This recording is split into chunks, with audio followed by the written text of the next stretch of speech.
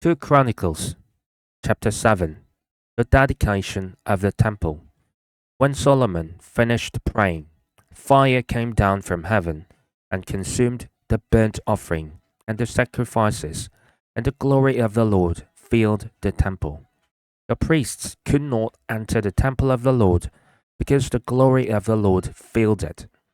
When all the Israelites saw the fire coming down and the glory of the Lord above the temple, they knelt on the pavement with their face to the ground, and they worshipped and gave thanks to the Lord, saying, He is good, and his love endures forever.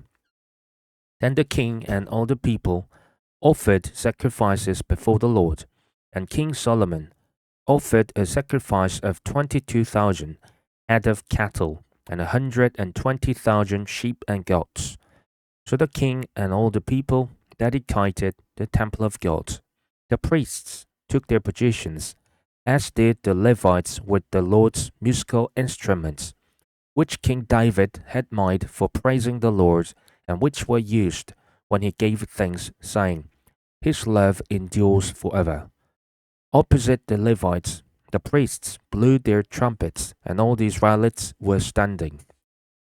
Solomon consecrated the middle part of the courtyard in front of the temple of the Lord, and there he offered burnt offerings and the fat of the fellowship offerings, because the bronze altar he had made could not hold the burnt offerings, the grain offerings, and the fat portions. So Solomon observed the festival at that time for 7 days, and all Israel with him. A vast assembly, people from Lebo Hamath to Wadi of Egypt. On the 8th day they held an assembly, for they had celebrated the dedication of the altar for 7 days, and the festival for 7 days more. On the 23rd day of the 7th month, he sent the people to their homes, joyful and glad in heart, for the good things the Lord had done for David and Solomon, and for his people Israel. The Lord appears to Solomon. When Solomon had finished the temple of the Lord and the royal palace, and had succeeded in carrying out all he had in mind to do in the temple of the Lord and in his own palace, the Lord appeared to him and said, I have heard your prayer and have chosen this place for myself as a temple for sacrifices. When I shut up the heavens so that there is no rain, or command locusts to devour the land, or send a plague among my people, if my people, who are called by my name, will humble themselves and pray and seek my face and turn from their wicked ways, then I will hear from heaven, and I will forgive their sin, and will heal their land. Now my eyes will be open and my ears attentive to the prayers offered in this place. I have chosen and consecrated this temple so that my name may be there forever. My eyes and my heart will always be there. As for you, if you walk before me faithfully as David your father did, and do all I command, and observe my decrees and laws, I will establish your royal throne, as I covenanted with David your father when I said, You shall never fail to have a successor to rule over Israel. But if you turn away and forsake the decrees and commands I have given you, and go off to serve other gods and worship them, then I will uproot Israel from my land, which I have given them, and will reject this temple I have consecrated for my name. I will make it a byword and an object of ridicule among all peoples. This temple will become a heap of rubble. All who pass by will be appalled and say, Why has the Lord done such a thing to this land and to this temple? People will answer, Because they have forsaken the Lord, the God of their ancestors, who brought them out of Egypt, and have embraced other gods, worshipping and serving them. That is why he brought all this disaster on them. 2 Chronicles chapter 8. Solomon's other activities. At the end of 20 years, during which Solomon built the temple of the Lord and his own palace. Solomon rebuilt the villages that Hiram had given him and settled Israelites in them. Solomon then went to Hamath Jobah and captured it. He also built Tadmor in the desert and all the store cities he had built in Hamath.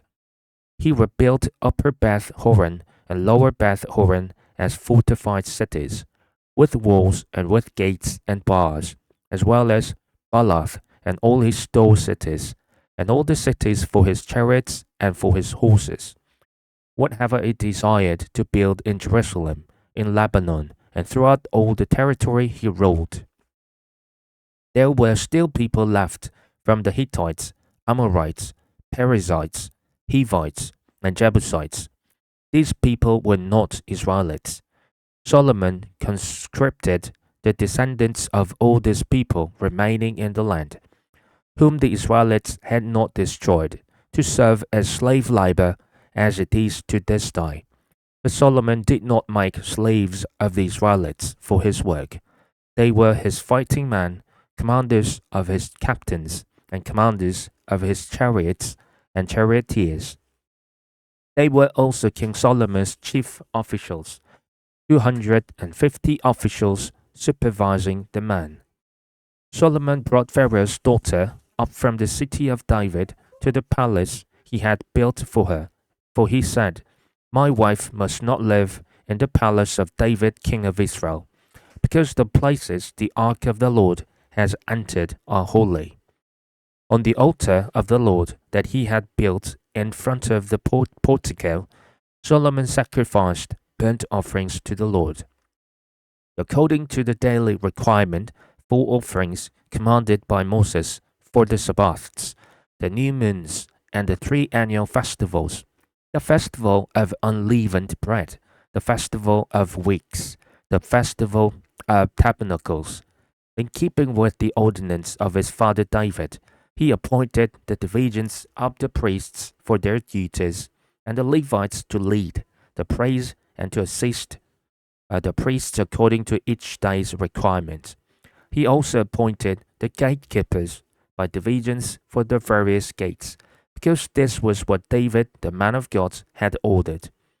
They did not deviate from the king's commands to the priests or to the Levites in any matter, including that of the treasuries. All Solomon's work was carried out from the day the foundation of the temple of the Lord was laid until its completion. So the temple of the Lord was finished.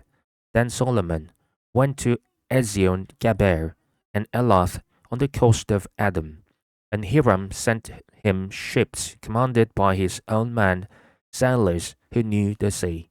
These with Solomon's men sailed to Ophir and brought back 450 talents of gold, which they delivered to King Solomon.